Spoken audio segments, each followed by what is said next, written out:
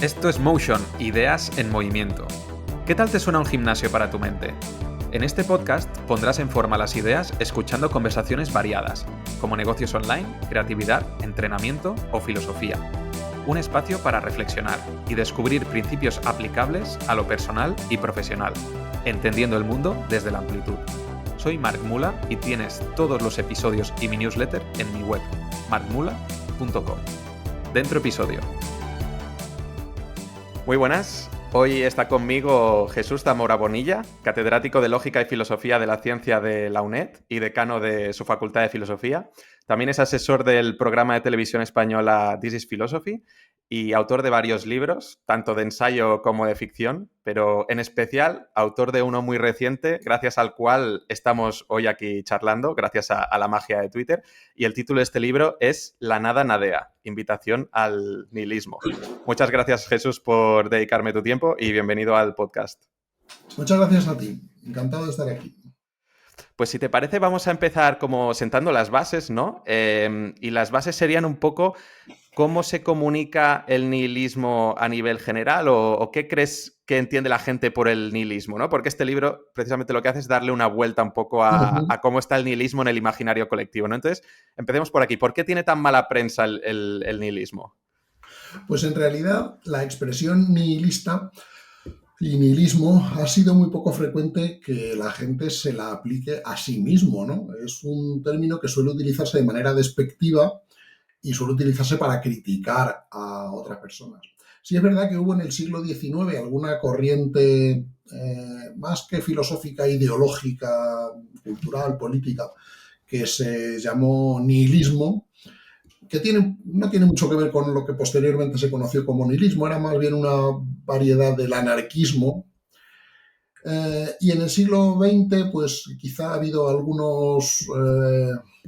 alguna gente dentro del área dentro del ámbito del existencialismo que han, ¿cómo se dice?, flirteado con el nihilismo, pero siempre considerándolo como algo, en último término, rechazable, ¿no? Una especie de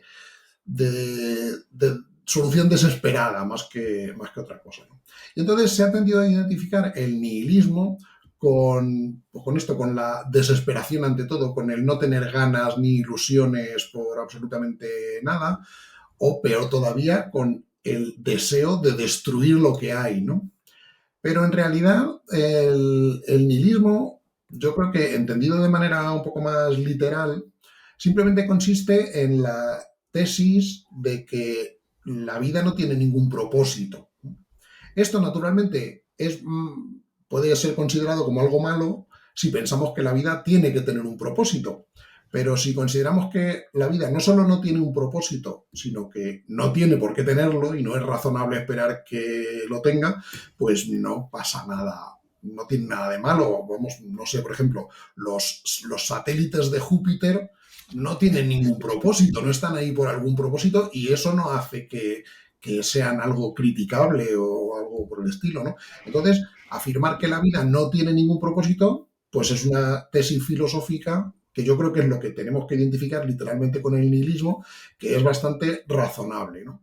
Luego lo que pasa es que hay una larga discusión, a la que dedicaremos tiempo ahora, acerca de cuáles son las consecuencias que se siguen de aquí, ¿no? Pero en principio, ya digo, el nihilismo es más bien una especie de tesis descriptiva, ¿no?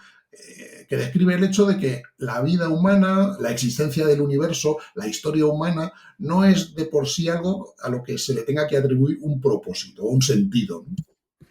¿Crees que alguna responsabilidad hay? Es decir, en toda esta herencia histórica, ¿no?, de pensadores que siempre han intentado dar esta explicación, ¿no?, de cuál es el sentido de la vida, cuál es el sentido de la existencia, y todavía nos pesa un poco esta tradición. Sí, pero no es simplemente algo propio de la filosofía. Yo creo que casi todas las culturas, casi todas las ideologías, que vamos a decir de las religiones, ¿no?, y las ideas morales, todas se basan en último término, o la mayoría de ellas se basan en último término en la idea de que la vida es algo que tiene que tener un sentido, ¿no? Quizá el cerebro humano está preparado por defecto para asumir esta tesis antes que la contraria, ¿no? Pero bueno, si la tesis resulta ser una ilusión, una especie de ilusión cognitiva, pues igual que vemos caras en las nubes, pues tendemos a ver propósitos en nuestra vida, ¿no? Pero si es una ilusión, pues habrá que reconocer que es una ilusión y adaptarse a ello, ¿no? Ujú.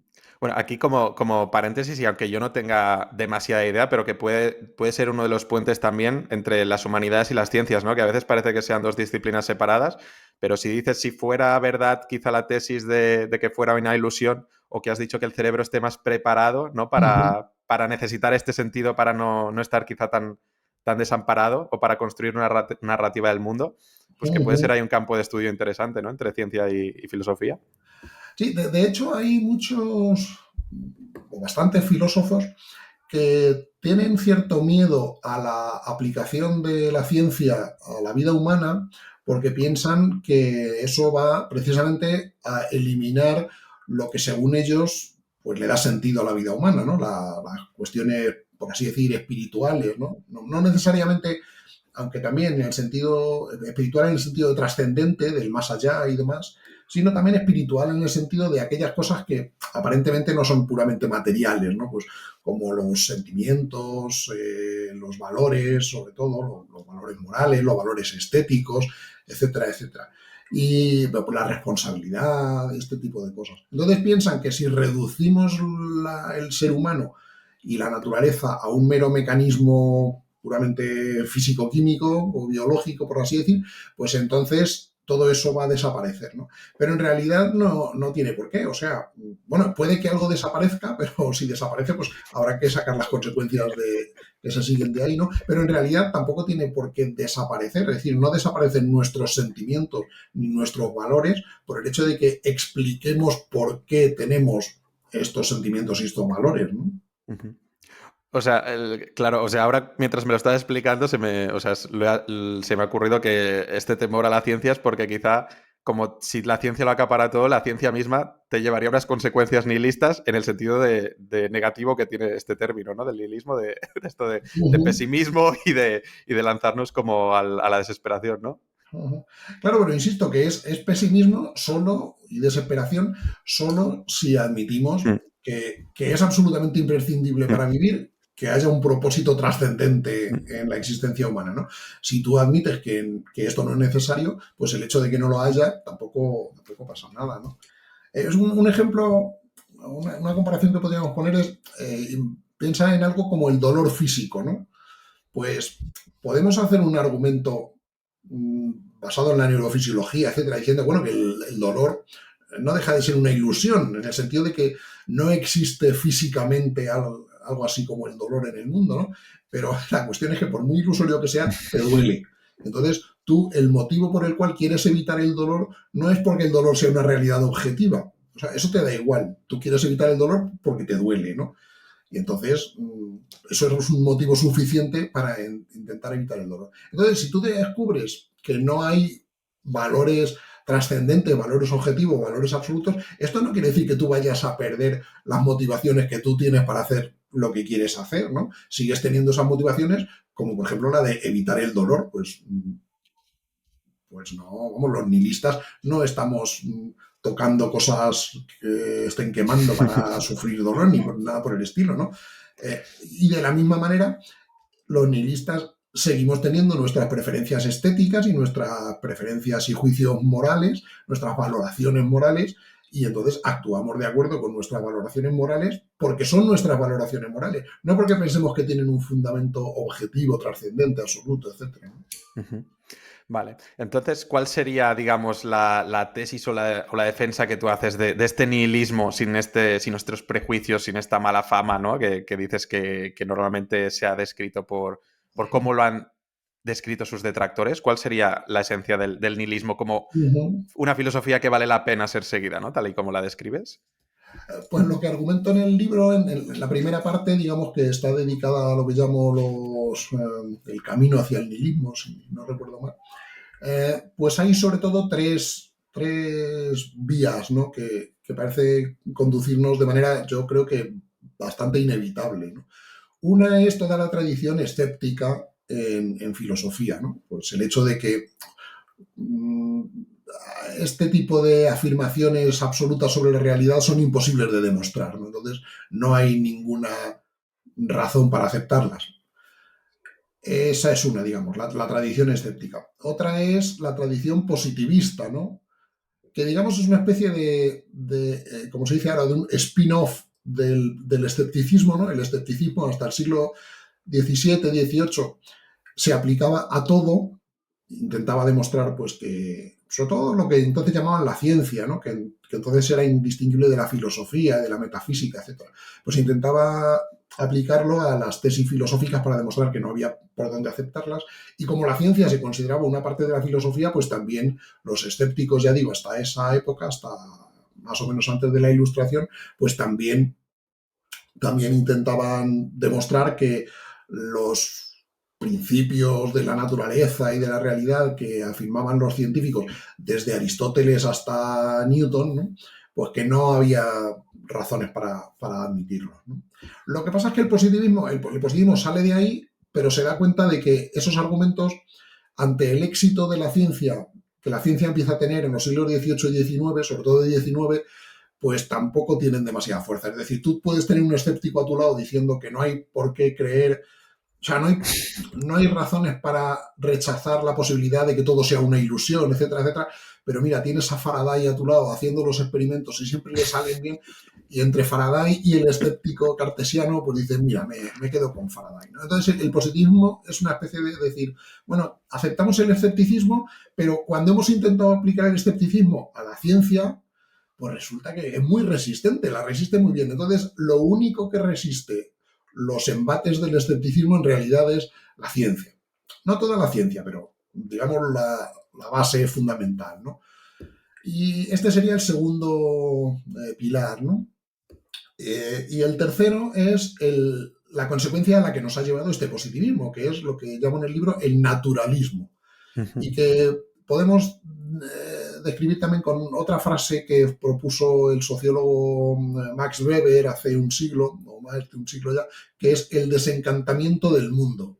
La idea de que lo que hemos descubierto al aplicar la ciencia es que un montón de cosas que creíamos que las sociedades y las culturas daban por reales, como los espíritus, el destino y este tipo de cosas, pues en realidad no existen. O sea, son ficciones. Pues los dioses en los que creen los pueblos de una tribu primitiva, pues son son un cuento chino que se han, bueno, chino no, serán de donde sean, son un cuento que se han inventado y todas las culturas se han inventado este tipo de cuentos y no son más que cuentos que pueden ser muy bonitos, muy útiles culturalmente, etcétera, pero no nos dicen en realidad cómo es el mundo. Así que yo creo que estas son las tres bases que conducen a este nihilismo, en el sentido de que no hay ninguna base absoluta que nos diga cómo tenemos que organizar nuestros valores morales, nuestro modo de estar en el mundo, por así decir, ¿no? Y entonces, no, o sea, claro, aquí está uno de los problemas, ¿no? Que quizá, o que se percibe más del nihilismo, que es que cuando no hay verdades absolutas, ¿no? Cuando cae un poco este imperio de la razón o de la objetividad, ¿no? De los conceptos, la gente se cree un poco como desamparada, ¿no? O has mencionado los valores morales, ¿no? Entonces, ¿significa que el nihilismo, significa que no podemos ponernos nunca de acuerdo en cuestiones éticas, o que todos los valores, ¿no? Son totalmente subjetivos y no podemos llegar a consensos? Desde una óptica nihilista, ¿cómo nos pondríamos de acuerdo en discusiones de este tipo, ¿no? En discusiones éticas, por ejemplo. Bueno, son dos cuestiones distintas. Es verdad que mucha gente, cuando reflexiona sobre el nihilismo, aunque sea como posibilidad, no para aceptarlo, ¿no? Pues se siente desamparada, ¿no? Como dices, o desesperada, o deprimida, etcétera, etcétera. Pero yo lo que pienso es que, bueno, que es problema suyo. O sea, no hay nada que les obligue a estar así de deprimidos y desesperados. Es simplemente porque todavía no son lo suficientemente nihilistas. Porque todavía creen que el mundo tendría que tener sentido, que la vida tendría que tener sentido. Si admiten un poquito más del nihilismo, que es la tesis de que no hay ninguna razón por la cual el mundo tendría que tener sentido, entonces admitir que no tiene sentido deja de ser algo que te lleve a la desesperación. Eso para empezar. La segunda pregunta, la de cómo podríamos ponernos de acuerdo en unos valores morales para organizar la sociedad y todo eso, pues es realmente como lo hemos hecho hasta ahora. Es decir, el problema normalmente ha habido, la forma que ha habido en la historia de establecer unos valores en la sociedad es liquidar a todo el mundo que no los compartía y expulsar a todo el mundo que no los compartía. Entonces la sociedad era monolítica y aquí todos tenían que tener la misma religión, todos tenían que tener la misma moral, etcétera, etcétera. Lo que descubrimos a partir de la Edad Moderna, cuando se pone fin a las guerras de religión en el siglo XVII, ¿no? Es decir, bueno, pues mira, no nos vamos a poner de acuerdo. Va a haber unos que van a ser, en este caso, católicos, otros protestantes, y lo que tenemos que hacer es dejar de matarnos y convivir. Y ya está. Pues si no estamos de acuerdo, pues Santas Pascuas. Y entonces, la moral que tenemos, la moral más común que tenemos, no es una moral que tenemos porque consideremos que sean unos principios absolutamente válidos, verdaderos, objetivos, que todo el mundo tendría que aceptar. Es algo que hacemos más bien chapuceramente para decir, bueno, pues es que como no hagamos esto, pues aquí vamos a seguir matándonos, ¿no? Y como preferimos no seguir matándonos, pues simplemente admitimos que por lo menos todos tienen derecho a ciertas cosas. Pero ya digo, yo no veo estos derechos como una especie de verdad autoevidente sobre la naturaleza de las cosas, porque de hecho hay muchas culturas que no aceptan estos derechos, así que tan autoevidente no será, sino simplemente como una solución para salir del paso, para poder vivir tranquilos, ¿no? Mira, esto también por curiosidad personal y ya te digo que no tengo ni idea del tema y que por eso también lo pregunto porque me interesa, ¿no? Desde una óptica entonces nihilista, digamos, en este marco ético, ¿eh? ¿Crees que el nihilismo encaja mejor con alguna de las éticas clásicas, tipo utilitarismo? Pues el nihilismo quizá encaja más con solo juzgar las consecuencias de las acciones para que maximicen el bien de las personas. O el nihilismo, por ejemplo, no sé, podríamos decir, no encaja nada con la deontología de Kant, porque claro, pues si no hay Uh premisas -huh. éticas buenas por sí mismas, ¿no? Como diría el nihilismo, que objetivamente no hay este tipo de premisas, pues con esa ética no encajaría. O con la ética de la virtud, ¿sí sabes? O sea, ¿hay algún Uh tipo de -huh. ética que digamos que podría ser propia del nihilismo o que encaje mejor con alguna que ya esté establecida? ¿Cómo lo ves? Pues, hombre, yo personalmente creo que sí, que la que mejor encaja es el hedonismo, ¿no? El hedonismo. Mira, mm, mm, por así decir, lo que el nihilista niega es que existan valores morales objetivos con valor absoluto, ¿no? Y la forma como se reflejan estos valores en la vida y en nuestras acciones, en nuestra forma de ser, es la de asumir una responsabilidad, ¿no? O sea, un valor lo que hace es como una voz que te dice esto es lo que tienes que hacer, ¿no? Entonces, el nihilismo lo que dice es que esa voz es una ficción, que depende más de condiciones psicológicas, de razones evolutivas de nuestra especie, que de que haya unos verdaderos valores absolutos ahí que están causando esa voz, ¿no? Entonces, digamos, este sentido del deber que es el que está en la base de la mayoría de las teorías éticas, la única teoría ética que prescinde de él, yo creo que es el hedonismo, ¿no? Es decir, mira, en realidad lo más importante es no sufrir demasiado, pasarlo lo mejor posible y responsabilizarte con medida. No hay que responsabilizarse con responsabilidad. O sea, no te cargues de demasiadas responsabilidades, ¿no? Tómate las cosas con calma, take it easy, que dicen los ingleses, ¿no?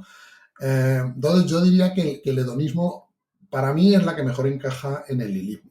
Pero digamos que esto es un poco superficial hasta cierto punto, porque en el fondo el nihilismo lo que dice es que toda la moral es una ilusión. Uh -huh. Entonces, es que estamos jugando a otro juego, no estamos jugando al juego al que creen estar jugando Aristóteles, Platón, Kant, etcétera, cuando hablan del bien, de la virtud, del deber, etcétera, etcétera. El nihilista dice, no, no existe el bien, no existe la virtud, no existe el deber. Solo existen en nuestra mente, existen como, como estados psicológicos, pero no hay una realidad objetiva a la que tengan que responder, ¿no? Y entonces, esto no quiere decir que el nihilista piense que lo que tenemos que hacer es lo contrario de lo que nos dice el deber, porque esto sería una contradicción en los términos. O sea, tenemos el deber de actuar en contra del deber, evidentemente no puede ser. O sea, no tienes el deber de actuar en contra del deber, simplemente no tienes ningún deber, objetivamente hablando. Pero esto es compatible con el hecho de que tú puedas sentir todos los deberes que quieras. Simplemente admites que no están más allá de tu mente, es simplemente algo, un circuito de tu cerebro que te hace sentir ese deber. Y si tú eres más o menos feliz teniendo una cierta moral, pues el nihilista no es quien para decirte que dejes de tenerlo, ¿no? Pues es tu problema, no es el problema del nihilista, ¿no? Allá tú. Vale, o sea, digamos que casi todas las corrientes éticas están jugando al ajedrez y el nihilista no entra en esa partida, dice, no, no, lo mío es parchís, o sea, no puedo ni siquiera Algo así, meterme. exactamente, exactamente. No sé si, obviamente, tú lo sabrás mejor, ¿no? Pero me da la sensación de que una de las herencias o sea, de las más importantes que tenemos del nihilismo es la que formula Nietzsche, ¿no? Un poco que de las que ha impregnado más lo que la gente entiende hoy por nihilismo, ¿no? ¿A ti qué te parece la exposición entonces que hace Nietzsche? ¿La encuentras un poco injusta de lo que hace del nihilismo o que parte de unos conceptos un poco o de sus propios sesgos? ¿Cómo lo ves la exposición de Nietzsche? No, lo que dice Nietzsche es interesante, vamos, desde luego, y yo creo que en muchas de las cosas que dice tiene razón, ¿no? Yo creo que Nietzsche, él identifica como nihilismo algo que además, por cierto, seguramente la mayoría de los que son criticados por Nietzsche no admitirían que es un nihilismo. Ahora lo explico, ¿no?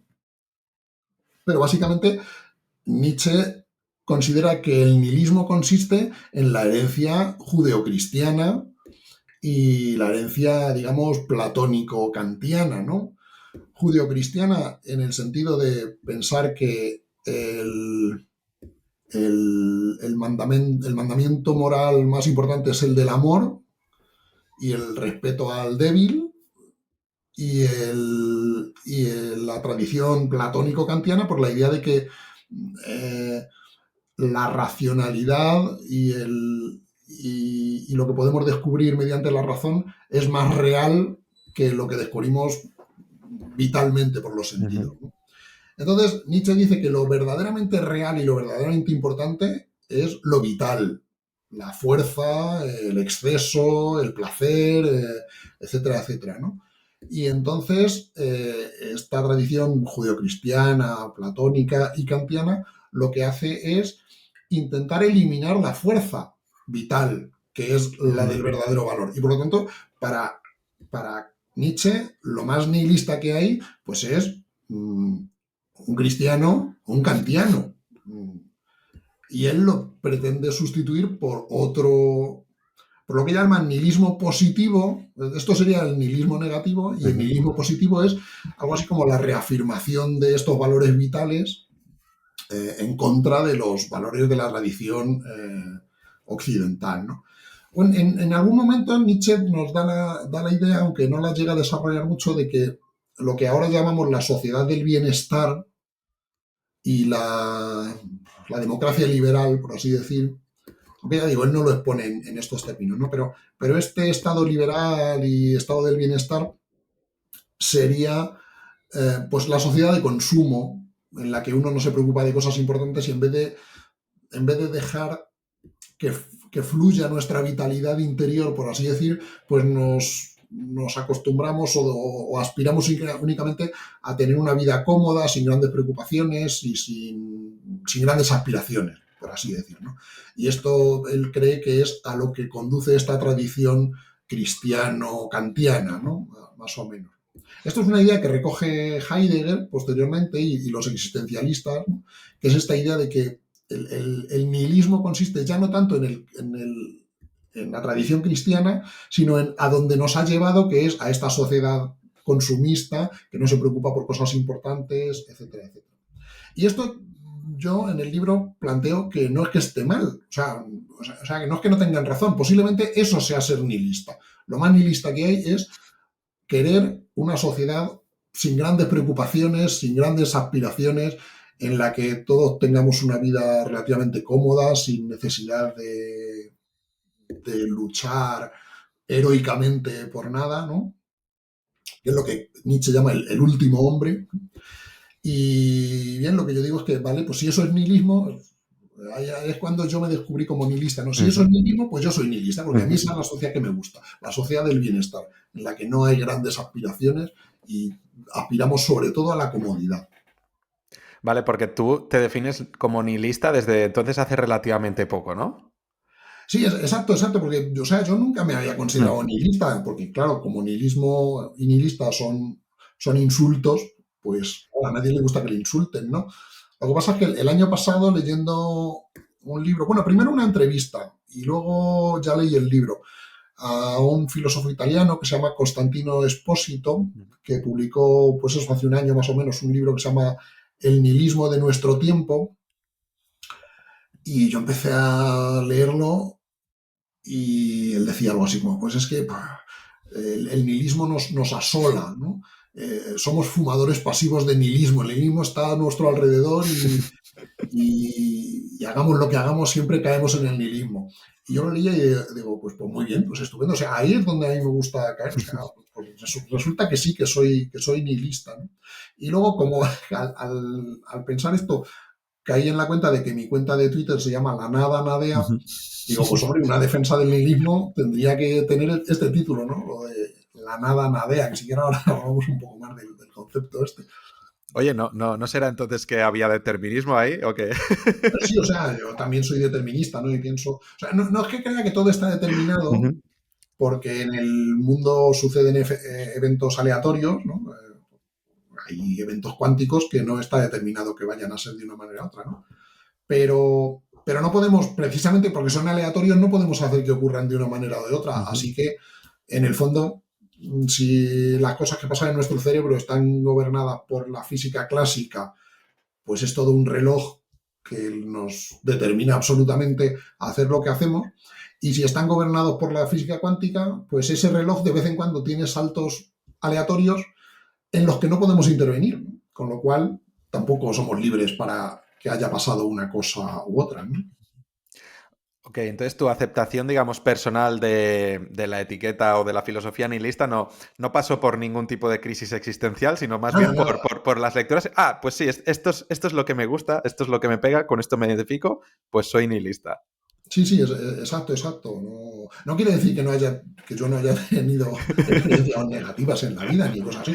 También es verdad que por mi carácter, pues soy un poco más tendente al buen humor que a esta sensación de que parece que es más propia de un filósofo, ¿no? La seriedad, la profundidad, incluso esta especie de desesperación, ¿no? No, yo tiendo a ser una persona más alegre, chistosa. Pero claro, quienes critican el nihilismo, esto lo ven como una actitud muy nihilista, o sea, más nihilista todavía. O sea, los nihilistas somos pues eso, los que no nos preocupamos demasiado por las cosas, ¿no?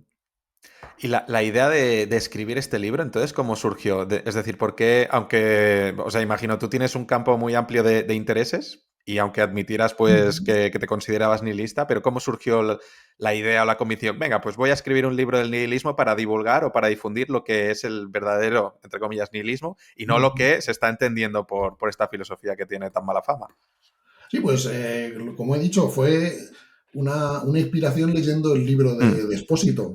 Dije, pues mira, o sea, lo visualicé, digo, un libro que se titule La nada nadie y que defienda el Vale, nihilismo. Digo, vale, esto. así tal cual. Entonces, pues una especie de historia de las corrientes que conducen al nihilismo, que es la primera parte del libro, y otra, digamos, las consecuencias a las que nos lleva el nihilismo, que es la segunda parte. Y este libro, digamos, lo has escrito con la pretensión, o sea, obviamente, ¿no? De eliminar prejuicios, de presentarlo como una buena filosofía de vida, pero entre comillas, con la esperanza, con también la pretensión de que el nihilismo cale en la sociedad o que se vayan popularizando las ideas del nihilismo? Hombre, yo creo que cualquier persona que escribe un libro tiene la intención, o por lo más que la intención, la esperanza Ujú, de que el libro se lo lean muchas personas, y a muchas les guste, y es más, que se convierta en un ujú. clásico, que quiere decir que nadie lo lee, pero todo el mundo sabe de qué va Muy y todo el citado. mundo tiene alguna idea al respecto, ¿no? Y entonces, pues claro, claro, por supuesto, uno siempre tiene ese prurito. Eso sí, lo que pasa es que ya tengo una edad y unos cuantos libros a mis espaldas y sé que es muy difícil que un libro mío lo vayan a leer más de 200, 300 personas y esto no creo que vaya a cambiar el mundo. Pero bueno, pues, si uno no lo intenta tampoco, nunca pasa, claro. Bueno, sentar las bases, ¿no? Porque no sé si se había publicado un libro así en España y al menos, pues, oye, pues hay personas que crean material original y luego otras personas que lo divulgan y luego, pues se va esparciendo. No sé, ¿quién hubiera dicho que el estoicismo se iba a poner de moda así en redes sociales? Se puede debatir o no de si es estoicismo real o no, pero que está de moda ahora y que Sí, es sí, muy popular es desde luego. indudable, ¿no? Sí, no, pues yo aspiro a que en algún momento se ponga de moda el nihilismo y que me pille a mí lo suficientemente joven para disfrutarlo todavía, claro. Porque pone Marco Aurelio ya, pues le da un poco igual. Sí, sí. Y la segunda parte a la que haces mención del libro, ¿no? De las consecuencias a las que nos lleva el nihilismo, en qué se enfocaría? Pues ahí distingo cuatro consecuencias principales o Mm, cuatro, digamos, las cuatro tesis fundamentales del nihilismo, ¿no?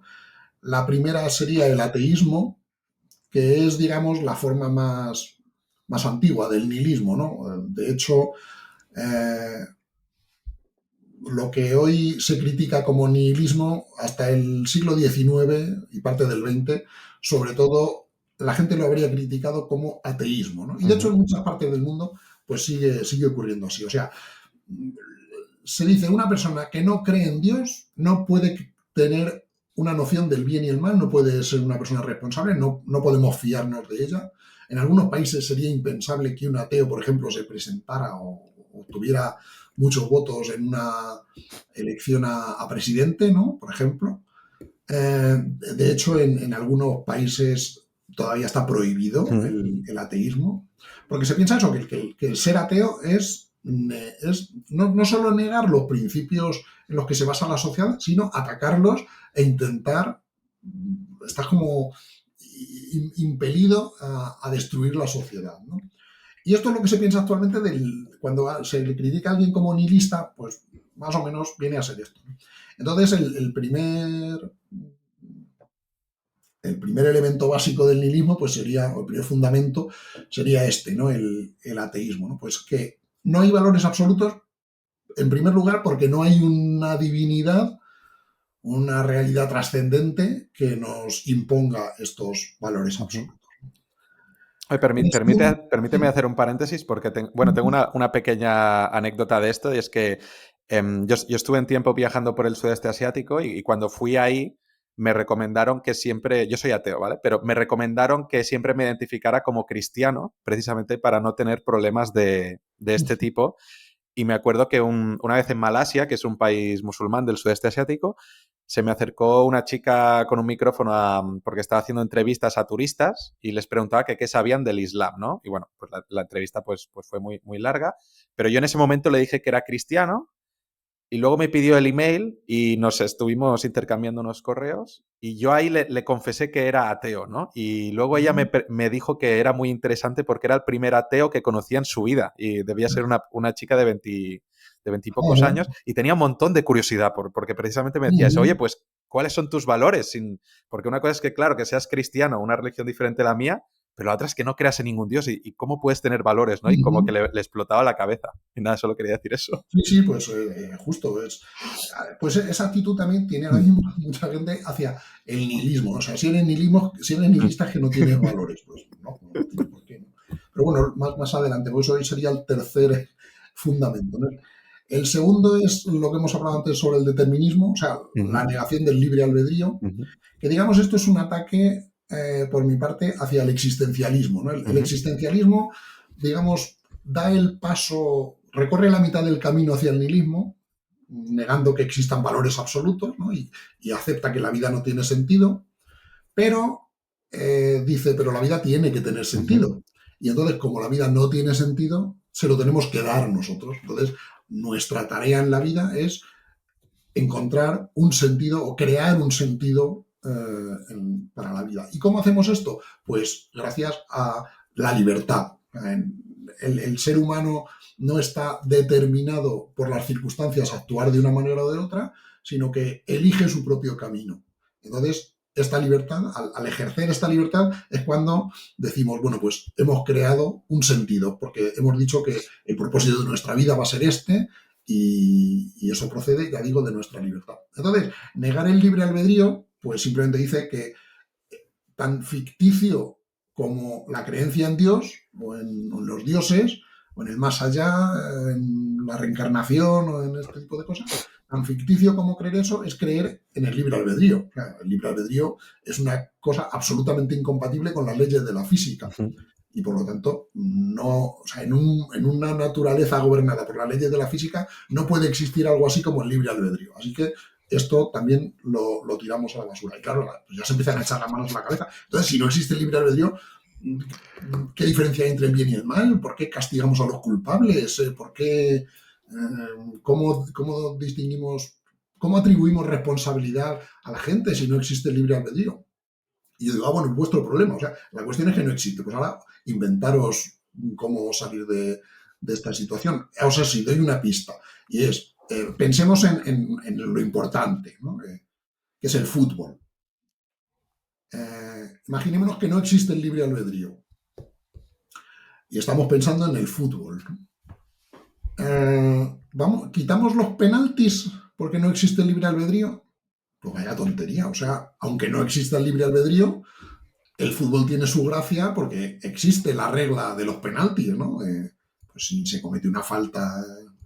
Bueno, pero es que entonces, ¿cómo distinguen las faltas voluntarias de las involuntarias? Bueno, pero es que negar el libre albedrío no niega que exista una diferencia entre lo voluntario y lo involuntario. O sea, si yo levanto la mano y la muevo así, esto es voluntario.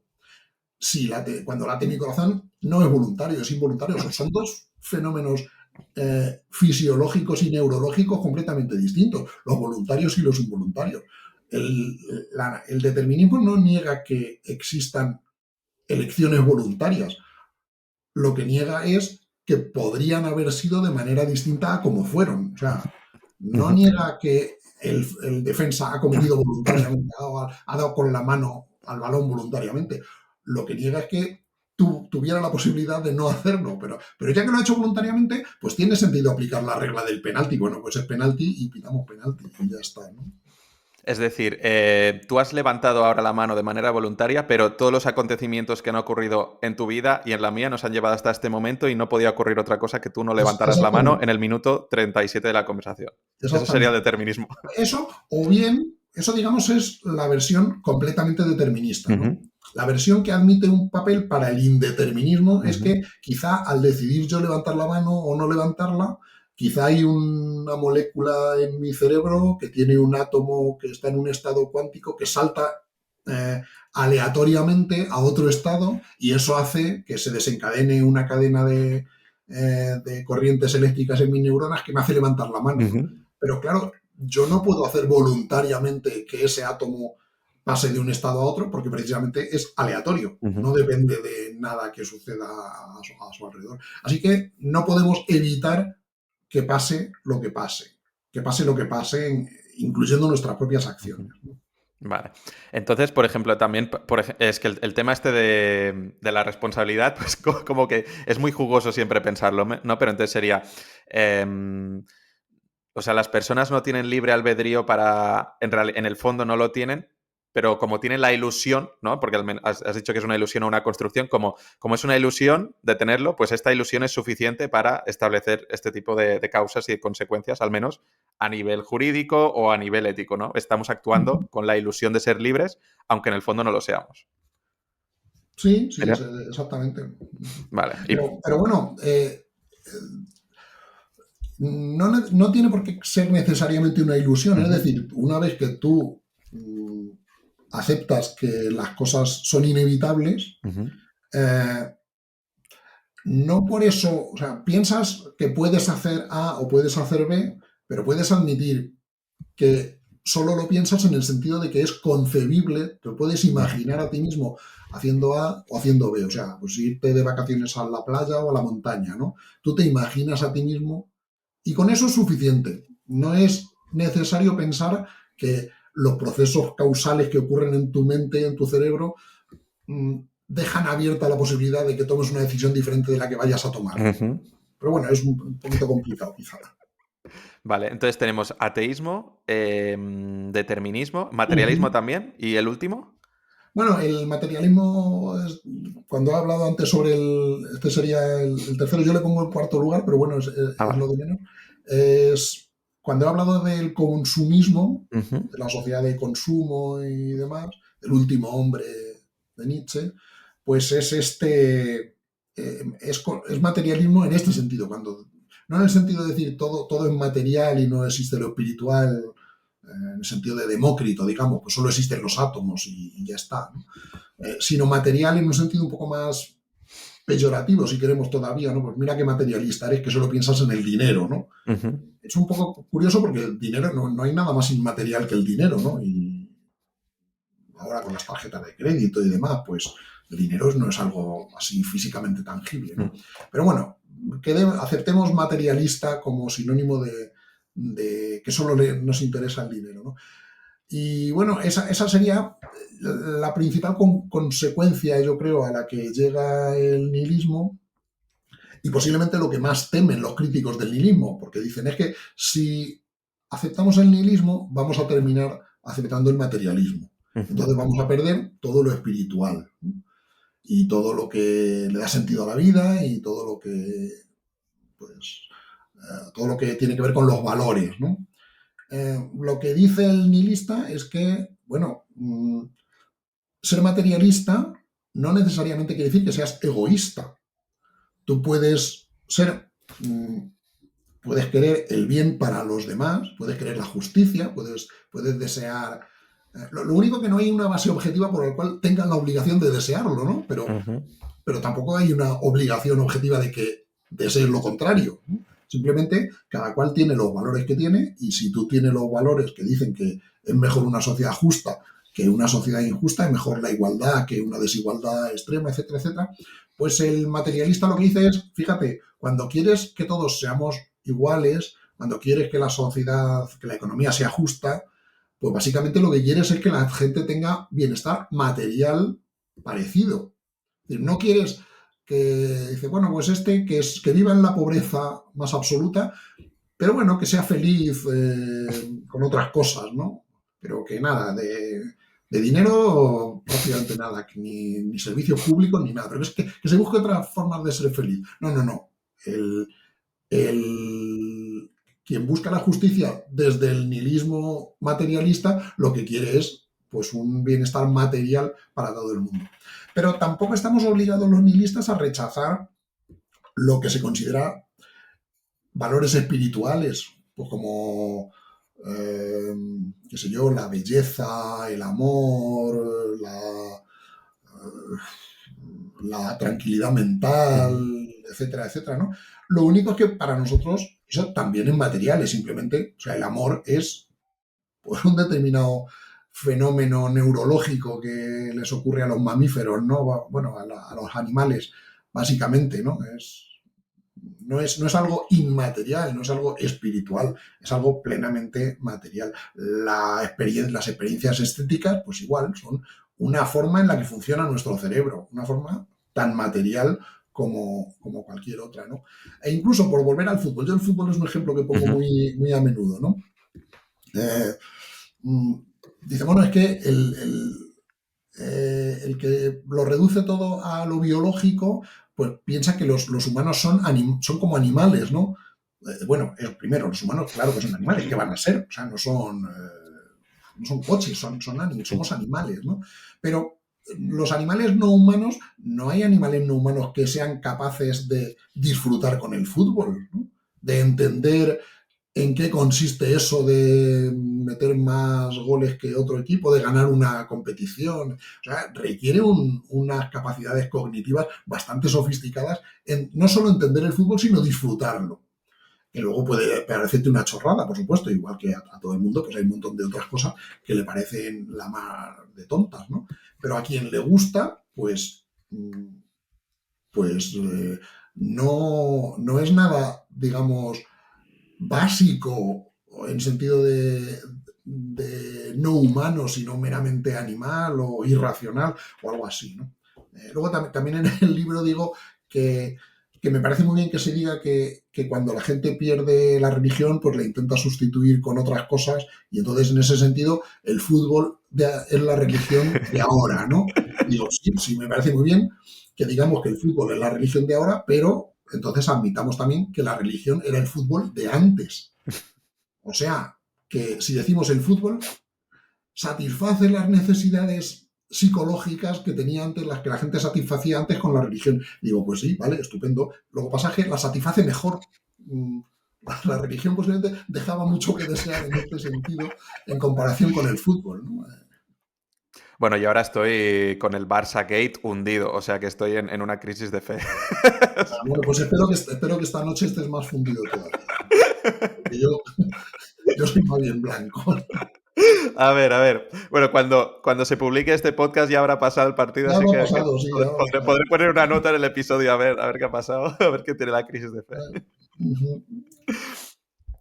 Y de todas estas consecuencias, ¿te parece que hay alguna más difícil de aceptar? En plan, bueno, pues el rechazo a la figura de Dios, ¿no? El tema del ateísmo, pues bueno, pues vemos que hay sociedades más seculares que otras, quizá no es lo que causa más rechazo, ¿no? Pero cuando a la gente le hablas, bueno, esto es como lo que yo veo así a priori y en frío, pero cuando a la gente le dices que no es libre, en realidad, esto como, uy, ¿no? Como que quizá le cuesta más aceptar Uh-huh. a todo el mundo, ¿no? ¿Ves alguno de estos Sí, componentes que cueste mucho más de aceptar que otros?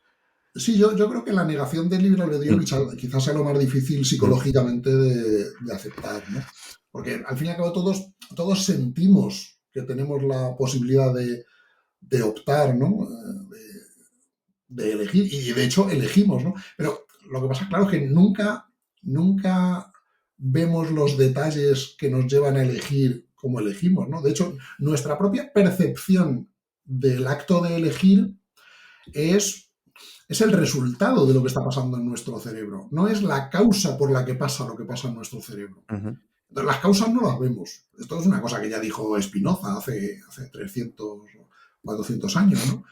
Nosotros no vemos las causas por las cuales pensamos lo que pensamos y deseamos lo que deseamos. Simplemente nos encontramos con la experiencia de decidir, de elegir, de desear, etcétera, etcétera. Eh, y entonces tampoco vemos las conexiones causales que hacen inevitable que hayamos elegido como hayamos elegido. Lo que pasa es que en el proceso de elección y de deliberación, un aspecto fundamental es imaginarse otras vías de acción. Y nos las imaginamos tan vívidamente, de manera tan nítida, y no solo eso, sino que cuando elegimos una cosa y nos sale mal, nos arrepentimos mucho de no haber elegido lo otro, pues pensamos, ay, pues ¿por qué no habré elegido yo otra cosa, ¿no? Y sufrimos mucho, ¿no? Pero, pero por mucho que suframos por el arrepentimiento de lo que no hemos elegido, eso no quiere decir que de hecho pudimos haberlo elegido. O sea, está bien que nos arrepintamos porque así aprendemos a hacerlo mejor en las veces siguientes que lo vayamos a hacer. Pero no solo es que no pueda cambiar el pasado, sino que en el pasado no hay nada que cambiar, porque solo pasó lo que era inevitable que pasara, ¿no? Pero en fin, esto es posiblemente lo más difícil de tragar, ¿no? Lo más difícil de aceptar. Y por eso quizá yo creo que tuvo tanto éxito el existencialismo ujú, en el siglo pasado. Por cierto, que el estoicismo, que ahora está tan de moda, el estoicismo admite el determinismo. ujú. Los estoicos eran deterministas. Ellos lo llamaban el destino, el hado, el fatum, ¿no? Pero eran. Así que, bueno, quizá no sea tan. Aunque no tengo yo muy claro, no he hablado con muchos estoicos y no tengo muy claro cómo combinan esto del determinismo con la virtud, ¿no? Sí, bueno, la sensación o la percepción que yo tengo es, bueno, que como en todo en la sociedad ecléctica en la que vivimos, es que se hacen como bastante cherry picking, ¿no? Entonces, pues bueno, se cogen algunas cosas del estoicismo Ujú, clásico y algunas, pues por ejemplo, esto, el tema de la física, pues como que no la ves en nadie ahora que resurge el ujú, estoicismo moderno, ¿no? La física estoica, pues no está, ¿no? Es más que nada la parte ética, ¿no? Quizá. Y lo que sé mucho es este estoicismo asociado al ecosistema este emprendedor, ¿no? De mucha resiliencia, ¿no? ujú, De la esfera de control, de las cosas que puedes controlar, pero bueno, fuera de ujú. eso, poquito. Aunque bueno, yo creo que siempre es una buena noticia que la filosofía de algún modo se ponga de moda, pues porque lleva más gente a consumir Claro, los claro. clásicos. Sí. Ajá. Seguro, seguro. Pues nada, a ver si se pone de moda el hedonismo de Epicuro. Que el hedonismo de Epicuro es el que luego. El hedonismo luego lleva las consecuencias, por ejemplo, de Bentham, ¿no? De que se intenten hacer estas calculadoras hedónicas, ¿no? Bueno, Bueno.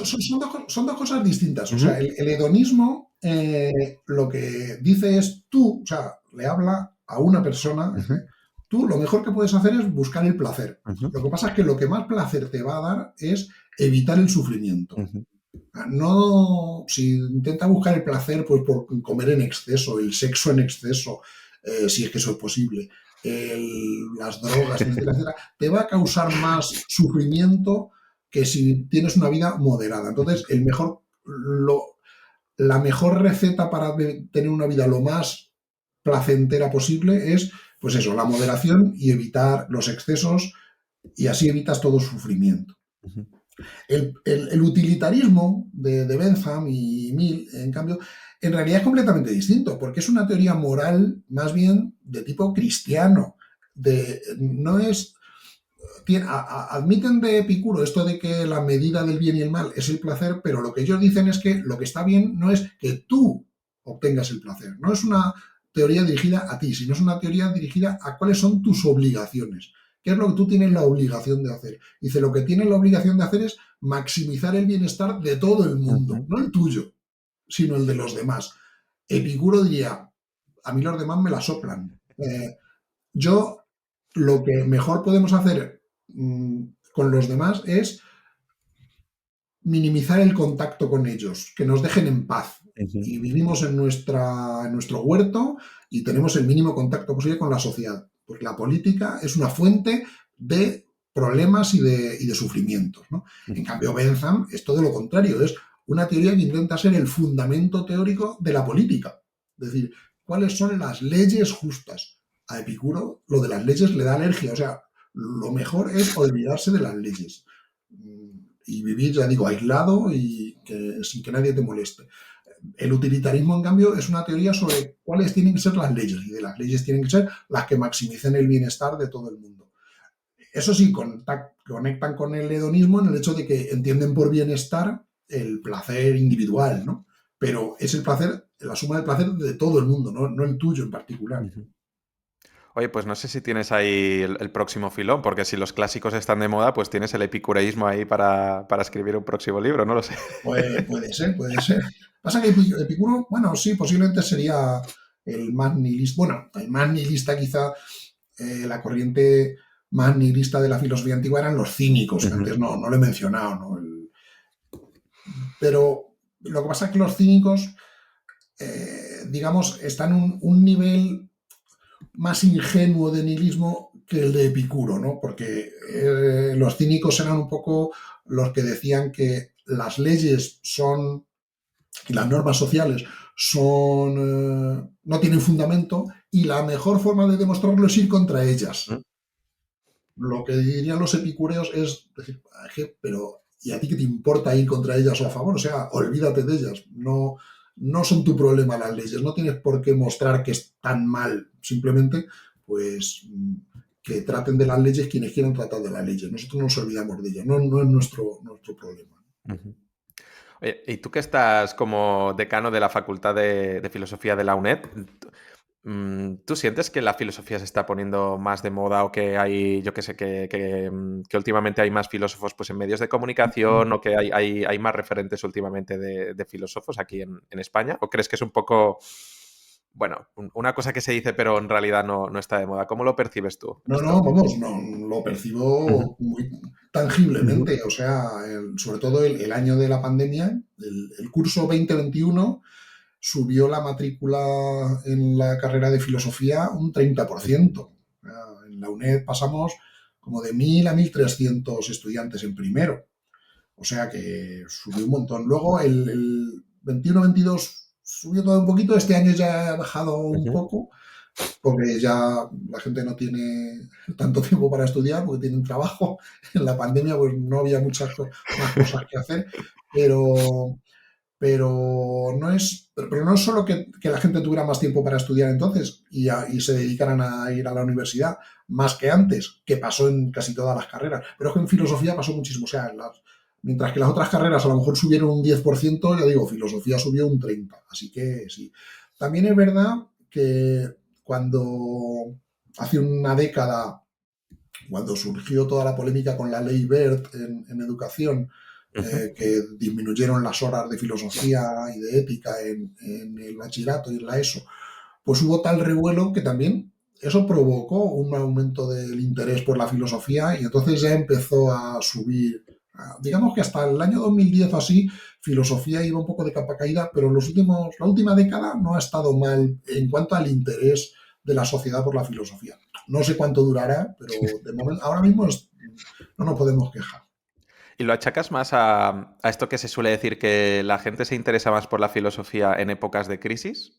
¿O quizá es que hay un resurgimiento en general del valor de las humanidades que siempre han estado, pues eso, por debajo de la ciencia y para qué estudias Uh-huh, eso, para qué sirve? Y últimamente, pues los perfiles humanistas, pues que se ve uh-huh. que también tienen más valor en la sociedad o en el mercado. Pues no sabría decir, porque son dos factores que los dos pueden ser reales, ¿no? Yo creo que es verdad que los estudios científico-técnicos, digamos, son muy necesarios y muy interesantes, desde luego, pero, pero es verdad que el mundo cambia tan deprisa que tener una base humanística, además de una base científica, pues te hace tener la capacidad de adaptarte mejor a lo que pueda venir, incluso dentro del terreno de la tecnología, ¿no? Y de la ciencia. O sea que yo creo que la gente se ha dado cuenta de esto y entonces ya no les parece tan inútil los estudios de letras y de humanidades, por así decirlo, ¿no?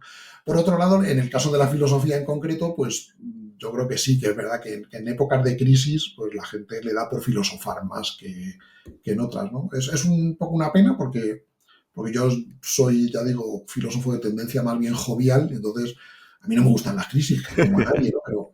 Pero no es que las crisis me den un motivo especial para filosofar, a mí me gusta filosofar también sobre cosas alegres, ¿no? Ujú. Y tú, a veces hay un debate dentro de las facultades, dentro de la filosofía, ¿no? De esto de si la filosofía tiene que servir para algo, ¿no? O que la filosofía ha de ser un bien en sí Uh-huh. mismo, que no ha de estar subordinada a ninguna utilidad o a ninguna consecuencia, ¿no? Y que se tiene que estudiar o amar por sí misma. Yo lo digo porque lo viví mucho en mi facultad Uh-huh. cuando había como bastante división entre el profesorado y siempre tengo curiosidad cuando me topo con alguien, ¿no? Que se dedica a la filosofía pues, académica, pues a preguntarlo, ¿tú cómo lo ves esto? ¿La filosofía tiene que servir para algo o tiene que ser solo un bien en sí mismo? Hombre, yo creo que ese debate está un poco viciado Ujú, porque de lo que se trata es decir, no si hacemos filosofía o no, sino cuánto dinero le dedicamos a la filosofía. ujú, O sea, se trata de cuántas plazas de profesor de filosofía va a haber en España, ujú, en institutos, en colegios, en universidad o donde sea, ¿no? Entonces, ahí tú no puedes escudarte, perdón, en el argumento de, bueno, es que la filosofía tiene valor en sí mismo. Bueno, pues hay montones de cosas que tienen valor en ujú. sí mismo. O sea, la música clásica, qué sé yo. ¿Para qué sirve la música clásica? Aparte de para poner música de fondo en películas. Pues hombre, no es que sirva para nada, pero joder, es una maravilla. Entonces podríamos decir, vale, pues que haya tantos profesores y se dediquen tantas horas de estudio a la música clásica como a la filosofía. O sea, quitamos la filosofía y lo sustituimos por profesores de música, que son dos cosas que tienen valor en sí mismas. Y dirán, no, es que, bueno, entonces, si dices que no, tienes que decir por qué es mejor. O sea, no puedes decir simplemente que tiene valor en sí mismo, tienes que decir por qué tiene más valor que las otras cosas que podrías hacer con ese dinero en vez de dedicarlas a crear plazas de filosofía, ¿no? Vale.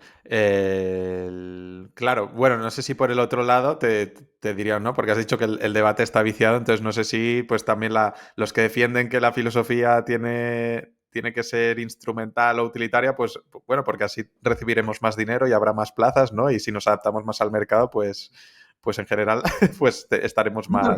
pero no tiene por qué ser el mercado. O sea, esto lo podemos pensar en un régimen completamente socialista, por ejemplo, y dictatorial, en el que todo lo determina el ministerio correspondiente, y dice, pues va a haber tantas plazas de filosofía. El caso es que se va a discutir, bueno, ¿y por qué gastar los recursos en eso en vez de en otra cosa? Entonces, tú tienes que demostrar por qué eso merece la pena más que otra cosa. Y entonces, yo creo que es inevitable decir para qué sirve, por lo menos en el sentido de qué nos proporciona que otras cosas nos las proporcionan menos.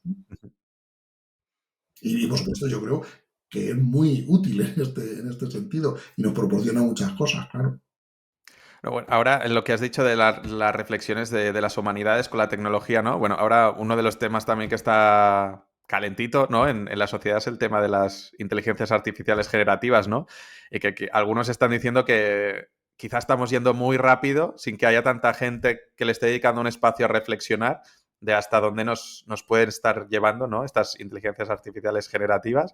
Si, bueno, pues si no le dedicamos tiempo a pensar, pues, qué usos le podemos dar, qué usos perversos puede haber, ¿no? Qué consecuencias negativas podría tener todo esto en vez de liberarlo tan alegremente, ¿no?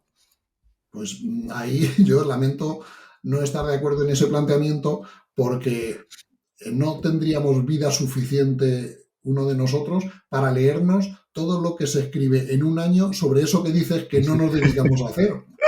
Hay miles de personas escribiendo y pensando y debatiendo sobre eso, o sea no es que no les hagamos caso es otra cosa. Vale, entonces Pero que hay un montón de gente pensando sobre eso, es verdad. Que el 90% de las cosas que piensen, a lo mejor no hay por dónde cogerlas, también, pero es la única forma que tenemos de pensar. Eso nos va a pasar, nos dediquemos a lo que nos dediquemos. Será el CEO de OpenAI, ¿no? Que es el de ChatGPT, se tiene que pasar más por las facultades a hacer más caso a los que están reflexionando sobre esto. Bueno, es que yo pienso que seguramente lo hace. Seguramente lo hace de una manera o de otra, ¿no? Bueno, pues con esta conclusión final, que en teoría no podría haber sido otra que esta. Por supuesto. Es inevitable. Pues oye, pues te agradezco un montón el tiempo que me has dedicado, Jesús. Pondré el enlace del libro y de tu cuenta de Twitter también en las notas del episodio. Para seguirte en Twitter eres lanada_nadea, ¿verdad? No sé cómo es, no sé si tu usuario también es El @lanada_nadea. usuario es @jzamorabonilla. Vale. Y me parece que tienes un blog también, ¿no? ¿Verdad? Lo enlazaré también en las notas del episodio. Sí, el blog es escritos sobre gustos. Vale. Para que no digan que sobre gustos no hay nada escrito. Perfecto. Pues no sé si quieres hacer alguna No, reflexión nada, final. darte las gracias a ti por la oportunidad de hablar de todas estas cosas. No, pues, Lo difundiremos, claro. pues ha sido un placer, Jesús. Lo Muchas mismo gracias digo. y un abrazo. Gracias. Chao. Hasta luego.